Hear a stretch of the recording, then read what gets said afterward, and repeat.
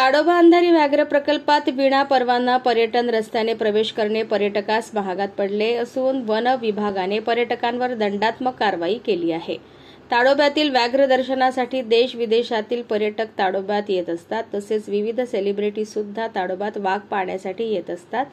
One विभागाच्या दिलेल्या सूचनांचे पालन करून ताडोब्यात प्रवेश करावे लागते, पण काही पर्यटक अतिउत्साहात नियमांची पायमल्ली करताना आढळून येतात। आज दिनांक 23 जून 2024 रोजी सकाळी 11 वाजताच्या दरम्यान रामदेगी निमढेला गेट परिसरात MH49 BW 9855 या क्रमांकाचे मंगेश वानखेडे यांच्या मालकीचे चारचाकी वाहनाने विना परवाना पर्यटन रस्त्याने अपप्रवेश करताना जंगलातील गस्ती दरम्यान क्षेत्र सहाय्यक हटवार कुटी मजूर यांना आढळून आले।